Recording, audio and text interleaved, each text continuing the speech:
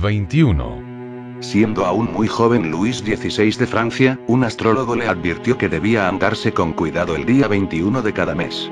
El aviso aterrorizó al muchacho, y en adelante se negó a emprender nada importante en ese día. Pero de nada le sirvieron sus precauciones. El 21 de junio de 1791, Luis y su esposa fueron detenidos en Varennes cuando trataban de huir de la revolución. El 21 de septiembre del año siguiente, Francia abolió la institución de la realeza y se proclamó república. Y el 21 de enero de 1793 Luis XVI fue ejecutado. El aniversario. Augustus J.C. Hare, conocido escritor y artista del período victoriano, había sido dado en adopción en el decenio de 1830, cuando tenía solo 14 meses. Después de graduarse en Oxford, vivió casi siempre en Europa, con solo contadas visitas a Inglaterra. En su autobiografía cuenta lo siguiente. En el aniversario de mi adopción, fuimos todos a Mannheim y cenamos en el hotel donde, 17 años antes, yo, que tenía solo 14 meses, fui entregado a mi tía, que era también mi madrina, para vivir ya siempre con ella como si fuese su hijo. Cuando por la noche volvimos a la estación, había en el andén una pobre mujer, llorando amargamente, con un niño en brazos. Emmy Pendrin se le acercó y le preguntó si le ocurría algo. Sí, dijo ella. Lloro por mi pequeño, que tiene solo 14 meses y va a alejarse de mí para siempre en el tren que está a punto de llegar. Lo va a adoptar su tía, que es también su madrina, y ya nunca volveré a verlo. El fraile y el pintor. Cuando Joseph Aigner, que sería después un conocido retratista, tenía 18 años, trató de ahorcarse, pero se lo impidió la misteriosa llegada de un fraile capuchino. El hecho tuvo lugar en Viena en 1836. 4 años después, en Budapest, Aigner trató otra vez de ahorcarse, y de nuevo lo impidió la repentina aparición del mismo fraile. Transcurrieron 8 años y Aigner, que había abrazado una causa revolucionaria, fue condenado a la horca por sus actividades políticas. No obstante, fue indultado a instigación de un fraile, el mismo capuchino. Por último, en 1886, cuando tenía 68 años, Aigner vio cumplidos sus deseos de muerte y se suicidó con una pistola. Sus exequias las ofició también el fraile, cuyo nombre Aigner nunca había llegado a saber. El destino juega una mano. En 1858 Robert Fallon, de Northumberland, Inglaterra, fue acusado de hacer trampas al jugar póker en el Salón Bella Unión, en San Francisco, Estados Unidos. Le pegaron un tiro.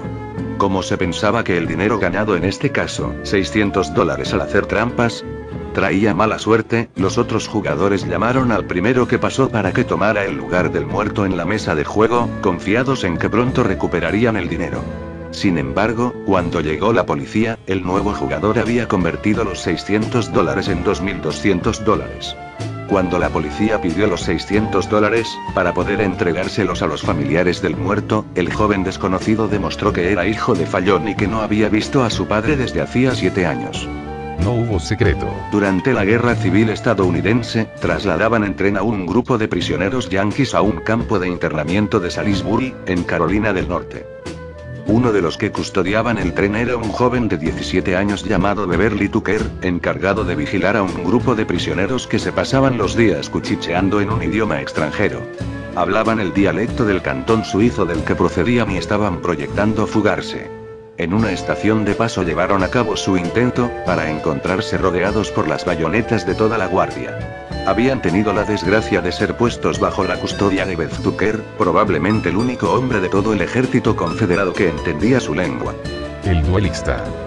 Henry Tragne, de Marsella, Francia, disputó 5 duelos entre 1861 y 1878. En los 4 primeros sus adversarios cayeron muertos antes de que se hubiera disparado un solo tiro. En el quinto, fue el propio Tragne quien murió, también antes de que hubiese intercambio de disparos. La novia desafortunada. El día de la boda de la princesa María del Pozzo della Cisterna, que el 30 de mayo de 1867 se casó en Turín con Amadeo, duque de Aosta, hijo del rey de Italia, se vio entenebrecido por los siguientes acontecimientos. La encargada de su guardarropa se ahorcó. El portero del palacio se cortó el cuello. El coronel que iba al frente del cortejo nupcial cayó víctima de una insolación. El jefe de estación murió bajo las ruedas del tren que iba a llevarlos en su luna de miel. El ayudante del rey murió al caerse de su caballo. El padrino se pegó un tiro. La pareja ya nunca fue feliz. El doble del rey. El 28 de julio de 1900, el rey Umberto I de Italia y su edecán, el general Emilio Poncio Baglia, llegaron a la ciudad de Monza, a pocos kilómetros de Milán. El rey iba a entregar al día siguiente los premios de unas pruebas deportivas. La noche de su llegada, él y su ayudante fueron a cenar a un pequeño restaurante. Mientras el propietario les tomaba la orden, el rey se dio cuenta de que aquel hombre era virtualmente su doble, de cara y cuerpo. Se lo dijo, y en la conversación subsiguiente surgieron una serie de paralelismos que los dejaron maravillados.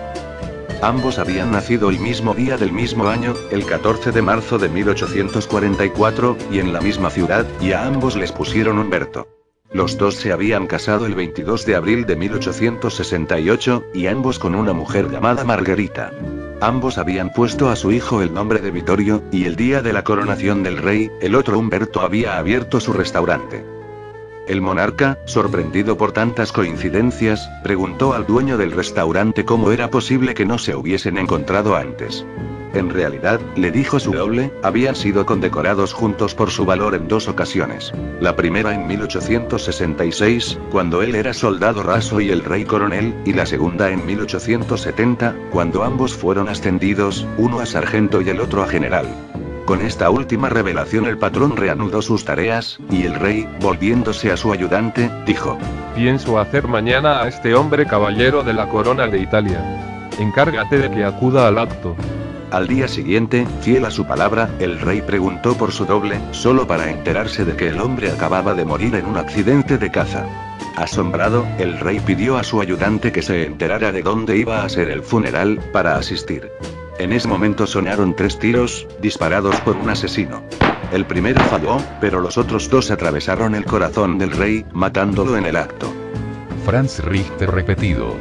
Franz Richter, un voluntario de 19 años del Cuerpo de Transportes austríaco durante la Primera Guerra Mundial, fue internado en el hospital aquejado de neumonía. En ese mismo hospital estaba otro paciente llamado Franz Richter, también de 19 años, también con neumonía y también voluntario en el Cuerpo de Transportes. Ambos habían nacido en Silesia. 3 hombres en un tren. Cierto día del decenio de 1920, 3 ingleses que viajaban en tren por Perú coincidieron como únicos ocupantes de un vagón de pasajeros. Al presentarse, descubrieron que el apellido del primero era Bingham, el del segundo Powell, y el tercero se llamaba Bingham Powell. Un buen torniquete. Una noche de junio de los años 30, Adam Falvey, capitán de la patrulla de caminos del condado de El Paso, Texas, perseguía a un camión que circulaba con exceso de velocidad. El camión disminuyó la marcha para tomar una curva y Falvey se estrelló contra él a toda velocidad. La colisión provocó la ruptura de una arteria de su pierna, y de no haberse detenido Alfred Smith para ayudarlo, habría muerto casi con seguridad. El torniquete que le aplicó Smith detuvo la hemorragia, y una ambulancia recogió a Falvey a tiempo para salvarle la vida y la pierna. Al cabo de varios meses de hospital, el policía pudo volver a su trabajo. 5 años después, Falvey estaba de nuevo en servicio de patrulla nocturna cuando le avisaron por radio que acudiese a un grave accidente en la carretera US 80. Un coche se había estrellado contra un árbol y el conductor se hallaba en estado crítico. Falvey llegó al lugar antes que la ambulancia y encontró en el coche a un hombre inconsciente. Se le había roto una arteria de la pierna derecha y sufría una gravísima hemorragia. Falvey le aplicó un torniquete y consiguió detenerla. Después se quedó mirando a la víctima. Era, naturalmente, Alfred Smith. Esto demuestra, diría más tarde Falvey, que un buen torniquete merece otro. A la recíproca. Cuando el entrevistador y comentarista de televisión Irv Kupcinet estaba en Londres en 1953, para informar de la coronación de Isabel II, se alojó en el Hotel Savoy. Se sorprendió al encontrar en uno de los cajones de su habitación algunos artículos pertenecientes a un viejo amigo suyo, el empresario Harry Hanning, entonces con los Harlem Globetrotters. Pero se sorprendió aún más cuando 2 días después recibió una carta de Hanning, que estaba entonces en el Hotel Meurice de París. No lo creerás, le escribió Hanning, pero acabo de abrir aquí un cajón y encontré dentro una corbata con tu nombre. En un sendero del bosque. Eric W. Smith, metalúrgico de la English Steel Company, vivía en un tranquilo suburbio de Sheffield llamado Ecclesall. Detrás de su casa había un bosque donde la gente solía montar a caballo, y en primavera y verano Smith acostumbraba pasear por allí, disfrutando de aquella paz y quietud y recogiendo estiércol de caballo para abono de sus plantas de tomate. Con este fin llevaba consigo un pequeño recogedor y una vieja bolsa de hule.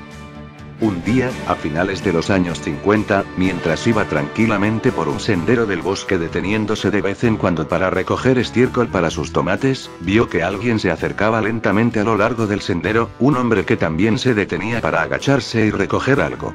Sin duda, pensó Smith, allí estaba otro que también apreciaba las virtudes del estiércol equino. A medio camino entre los dos había un banco, y, al llegar junto a él a la vez, se sentaron. Por una notable coincidencia, el extraño llevaba una bolsa de hule idéntica a la de Smith, así como un pequeño recogedor. Resultó que ambos habían ido al bosque a recoger estiércol para sus tomates. Establecido ya ese lazo, Smith sacó su pipa y su lata de tabaco. El extraño sacó también una pipa, pero rechazó el ofrecimiento de Smith diciendo: No, gracias. Soy fiel a mi marca. Y la sacó. Era la misma de Smith. Al llegar a este punto ambos hombres tuvieron la sensación de que algo extraño les estaba ocurriendo. Me llamo Smith, Dijo Smith. Y yo también, Dijo el extraño. Eric Smith, Dijo el primer Smith. también yo, Dijo el segundo. Eric W. Smith. como yo. La W quiere decir Wallace. Aclaró el Smith número 1. Ah, en eso diferimos. Yo me llamo Walter. DW. El Dr. Warren Weaver cuenta lo siguiente en su libro Lady Luck, The Theory of Probability. Debió de ocurrir a finales de los años 50. Mi vecino George G. Grison hizo hace años un viaje de negocios de San Luis a Nueva York. Dado que esto implicaba pasarse en el tren el fin de semana y él no tenía prisa, dado que nunca había estado en Louisville, Kentucky, y dado que tenía interés en ver la ciudad y aquel tren pasaba por ella, preguntó al revisor si podía bajarse allí. No había inconveniente, y al llegar a Louisville preguntó en la estación por el mejor hotel. De acuerdo con la información recibida, fue al Hotel Brown y se registró. Después, solo por broma, fue al mostrador del correo y preguntó si había algo para él. La encargada le entregó tranquilamente una carta dirigida al señor George G. Grison, habitación 307, que era el número del cuarto que acababan de darle. Resultó que el anterior huésped de esa habitación era otro George G. Grison, que trabajaba para una compañía de seguros de Montreal pero procedía de Carolina del Norte. Más adelante ambos se encontraron y pudieron pellizcarse para asegurarse de que el otro era real. Lincoln y Kennedy. Dos de las muertes más trágicas y dramáticas de la historia estadounidense, los asesinatos de los presidentes Abraham Lincoln y John Fitzgerald Kennedy, presentan los siguientes paralelismos asombrosos. 1. Lincoln fue elegido presidente en 1860. Kennedy lo fue exactamente 100 años más tarde, en 1960. 2. Ambos lucharon a fondo por los derechos civiles de los afroamericanos. 3. Ambos fueron asesinados en viernes, en presencia de sus esposas. 4. Las esposas de ambos habían perdido un hijo mientras vivían en la Casa Blanca. 5. Ambos murieron a consecuencia de una bala que les penetró en la cabeza por detrás. 6. Lincoln murió en el Teatro Ford. Kennedy halló la muerte en un Lincoln convertible fabricado por la Ford. 7. A los dos los sucedieron vicepresidentes llamados Johnson, que eran demócratas del sur y antiguos senadores. 8. Andrew Johnson había nacido en 1808. Lyndon Johnson en 1908, exactamente 100 años más tarde.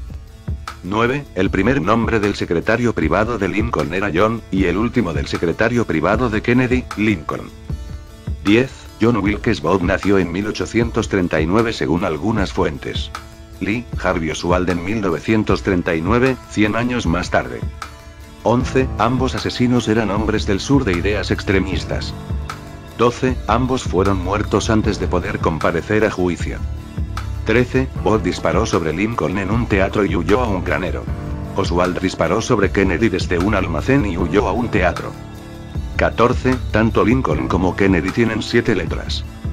15. Andrew Johnson y Lyndon Johnson tienen ambos 13 letras. 16. John Wilkes Booth y Lee Harvey Oswald tienen los dos 15 letras. Y bueno, eso ha sido todo. Puntúen, comenten y visiten mi canal. Soy EJM Darklink. Hasta la próxima.